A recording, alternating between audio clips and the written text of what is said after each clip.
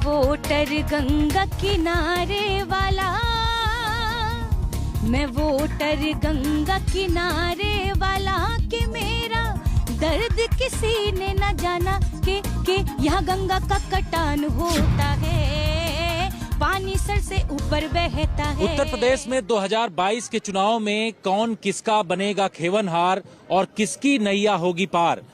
जी हां, आज तक की टीम पहुंची है महात्मा विदुर की धरती बिजनौर में। ये बिजनौर वो जगह है जहां पर कई सियासी सुरमाओं ने अपनी अपनी राजनीति की जोर आजमाइश की, तो वहीं दूसरी तरफ मायावती ने यहां से अपने सियासी सफर की शुरुआत की थी। आपको बता दें कि मीरा कुमार और रामविलास पासवान ने भी यहां से अपनी सियासत को धार दिया। 2017 की अगर बात करें तो 8 विधानसभा सीटों में यहां पर बीजेपी ने 6 सीटें जीती थी, तो समाजवादी पार्टी की झोली में 2 सीटें गई थी। 2022 में किसकी होगी जीत और किसकी होगी हार, यहां की जनता का मूड आपको दिखाएंगे।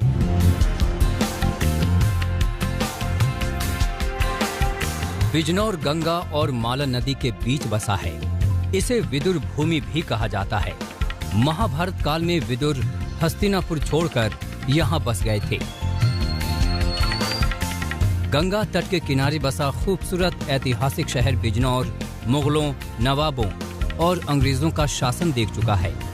गंगा जीवनदायिनी है, तो बाढ़ और कटान की समस्या से यहाँ के 25 से 30 गांव हर साल तबाही झेलते हैं। यूपी जब चुनाव की दहलीज पर खड़ा है, तब इस समस्या को गायिका प्रीति चौधरी ने इस तरह बयां किया। वोट उसी को देंगे जो पूरा काम करेगा, झूठे वादों से जो ना हमको ठगेगा।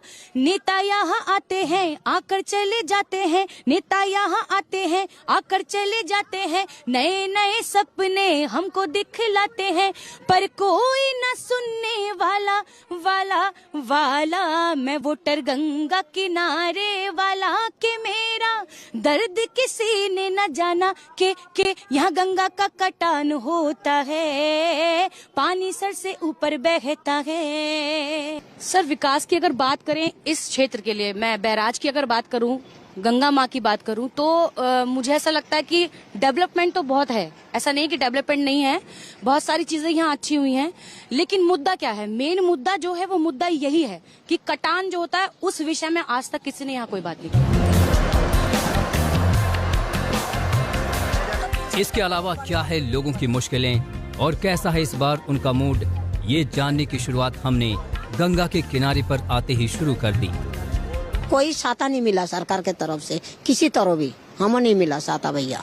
हम झूठ नहीं बोलने, गंगा किनारे पर बैठे और हम अपने मजदूरी करना आते हैं।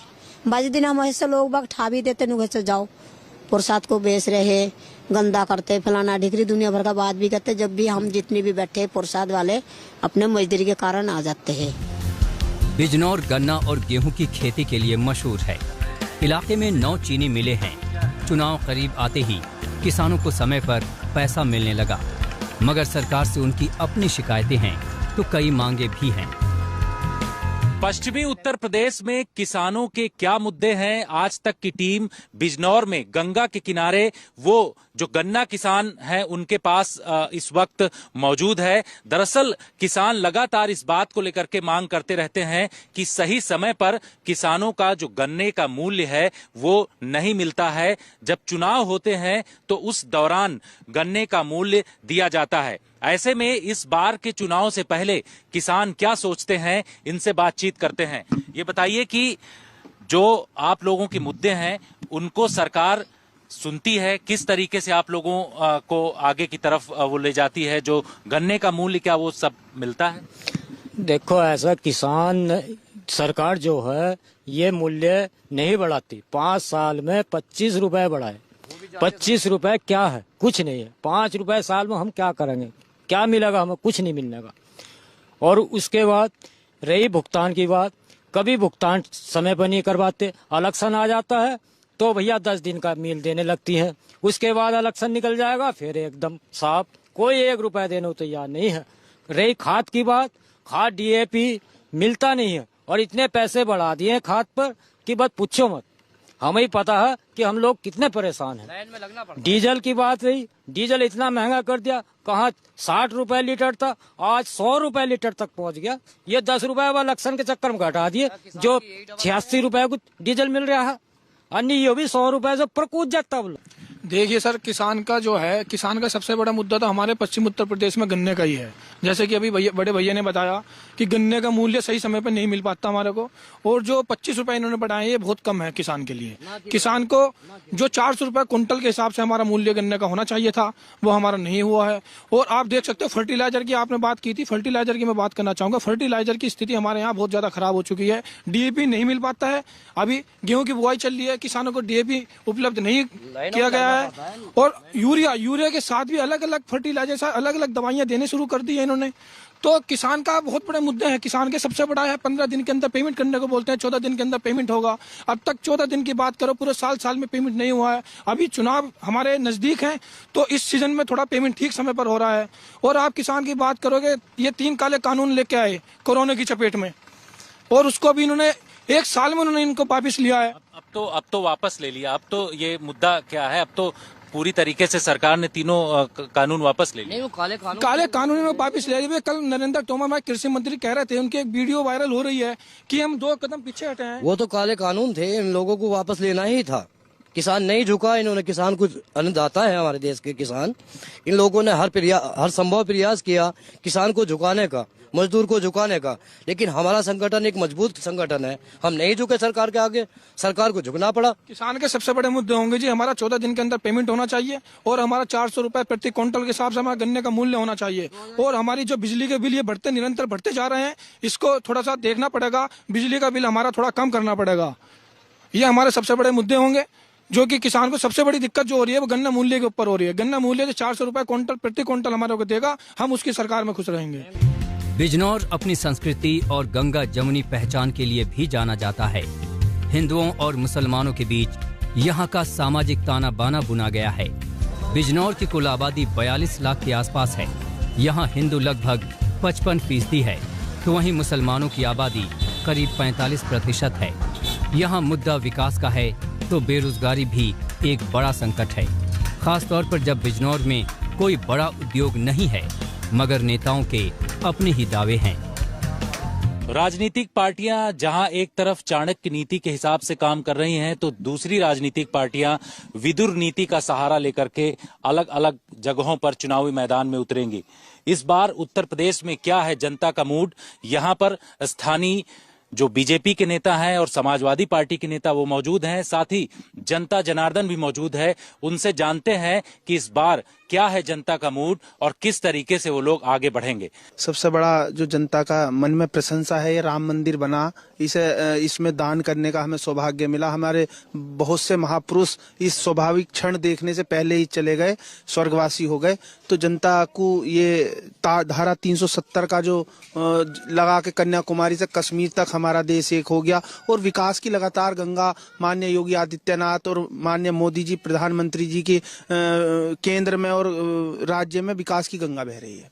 और बिजली की समस्या है। बिजली अब 24 घंटे बिजली है यहाँ पे बिजनौर में, 24 घंटे बिजली आती है। और जो पहले हमें लाइनों में खड़े होकर गैस सिलेंडर लाइनों में लेने पड़ते थे, वहाँ भी हमें कोई दिक्कत नहीं, सिलेंडर खुद घर आता। देखिए, यहाँ जो विकास हुआ है वो समाजवादी पार्टी की सरकार में और अखिलेश यादव जी की देन है। रही बात गंगा की, गंगा के नाम पर भारतीय जनता पार्टी ने भ्रष्टाचार किया है। लाखों करोड़ों रुपए के, अरबों रुपए के भ्रष्टाचार हुए हैं। इसका जीता जागता उदाहरण ये है कि अखबारों में देख लिया, अखबारों में भी छपा है, और आप देख लीजिए क्या गंगा की सफाई यहाँ पर जो विकास हुआ है देश प्रदेश के अंदर, वो अखिलेश जी की देन है। आप देखिए, इतना बड़ा एलिवेटेड रोड बनाया अखिलेश जी ने। आज भारतीय जनता पार्टी के लोग अखिलेश जी से की लोकप्रियता भुला करके उनकी रथ यात्रा के आगे पत्थर रख रहे हैं। तो ये कम से कम, और उसके साथ साथ अखिलेश जी रात को 2-2 बजे तक रथ यात्रा निकाल रहे हैं, लाखों लोग वहां जमे हैं, और ये भारतीय जनता पार्टी के लोग रात में कोरोना का डर दिखा करके कर्फ्यू लगा रहे हैं। तो यहाँ जो विकास हुआ है सिर्फ समाजवादी पार्टी की सरकार में हुआ है। अभी भाई ने बिजली की बात करी थी, बिजली जो आज आ रही है अखिलेश यादव जी की वजह से बिजली आ रही है। यहाँ 22 घंटे अखिलेश जी ने बिजली देने का काम किया। अखिलेश यादव की वजह से बिजली आ रही? नहीं, अखिलेश यादव जो बाप का नहीं हुआ वो किसका होगा, जो परिवार का ना हुआ अपने वो किसका होगा। ये जनता जनार्दन नेताओं के साथ भी खड़ी हुई है। ये बताइए कि यहाँ पर जो विकास की बात कही जा रही है, विकास की गंगा बह रही है, गंगा किनारे इस शहर में क्या?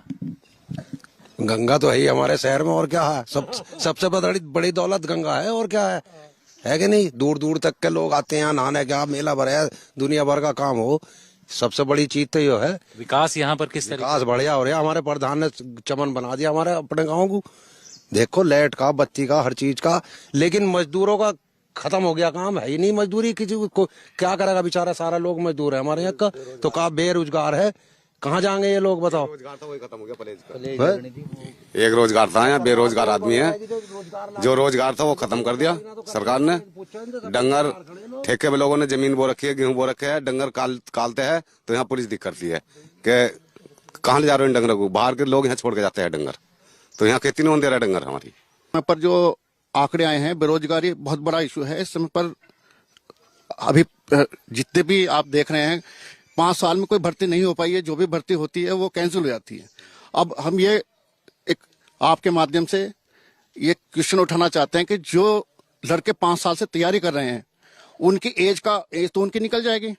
अगर दोबारा सरकार पेपर कराती हुई है या नेक्स्ट सरकार कराती है तो 5 साल तो उनके बेकार हो जाते हैं, तो वो विद्यार्थी कहाँ जाएगा? ये बहुत बड़ी बात है, इस पर कम से कम विचार करना चाहिए। गांव के बाद हमने शहर का रुख किया। शहर के बुल्ला चौक में इस बार मूड क्या है, आइए यहीं के लोगों से जानते हैं। जो हालात हैं वो किसी पब्लिक के मुद्दों पे चुनाव नहीं होता, किसी पब्लिक के मुद्दों की बात नहीं होती। इस सरकार के अंदर, इस शासन के अंदर सिर्फ नफरत और गलत फहमियां और एक दूसरे को दूरी करने के लिए काम किया जाता है। न कोई डेवलपमेंट की बात होती है, न एजुकेशन की बात हुई। पूरे 5 साल में एक दूसरे को जो हमारे मुल्क की गंगा और जमुना तहजीब थी, उसको उसमें दरार और दीवार बनाने का काम किया गया। वो भारतीय जनता पार्टी का पहले वर्ष में आता है, भारतीय जनता पार्टी। ये जनता पहले है, पार्टी बाद में, तो जनता को सबको साथ लेकर चलना चाहिए। तो कहीं ना कहीं उसमें मुस्लिम लोगों को इग्नोर किया जाता है। राम मंदिर आंदोलन के बाद से ही बिजनौर शहर की सीट पर ज्यादातर बीजेपी का ही कब्जा रहा है।